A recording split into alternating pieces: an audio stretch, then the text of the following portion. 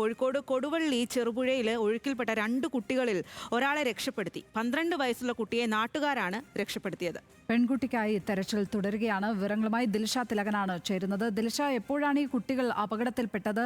തെരച്ചിൽ ഇപ്പോൾ ഏതു വിധത്തിലാണ് അവിടെ നടക്കുന്നത്?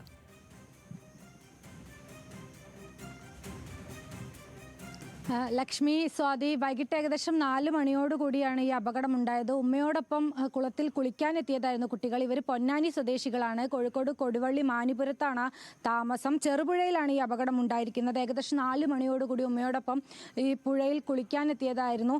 അപ്പോഴാണ് കുട്ടികൾ ഒഴുക്കിൽപ്പെട്ടത്. 10ഉം 12 വയസ്സുള്ള 2 കുട്ടികളാണ്. ഇതിൽ 12 വയസ്സുള്ള ആൺകുട്ടിയെ ഉടനെ തന്നെ നാട്ടുകാർ രക്ഷപ്പെടുത്തി. പുഴയുടെ മറുകരയിൽ ഒരു സ്ത്രീ തുണി അലക്കുന്നുണ്ടായിരുന്നു. അവരാണ് ഇത് ആദ്യം കണ്ടത്. അവർ ഉറക്കെ അലറി വിളിക്കുകയും പിന്നീട് ബോധരഹിതയാകുകയുമായിരുന്നു. ഈ ശബ്ദം കേട്ട് നാട്ടുകാർ വന്ന് പുഴയിൽ ഇറങ്ങി ഈ ആൺകുട്ടിയെ രക്ഷപ്പെടുത്തുകയായിരുന്നു. 10 വയസ്സുകാരിയായ പെൺകുട്ടിക്കായിട്ട് തിരച്ചിൽ തുടരുകയാണ്. കഴിഞ്ഞ ദിവസങ്ങളിലൊക്കെ ഭയങ്കരമായിട്ടുള്ള മഴയൊക്കെ ഉണ്ടായിരുന്നു ഈ കൊടുവള്ളി ഭാഗത്തൊക്കെ. ഈ ചെറുപുഴയിൽ അതിശക്തമായിട്ടുള്ള ഒഴുക്കുണ്ട് എന്നാണ് നമുക്ക് ലഭിച്ച വിവരം. അവിടെ ഇപ്പോൾ സന്നദ്ധ സംഘടനകളുടെയൊക്കെ നേതൃത്വത്തിൽ തിരച്ചിൽ തുടരുകയാണ്. ലക്ഷ്മി.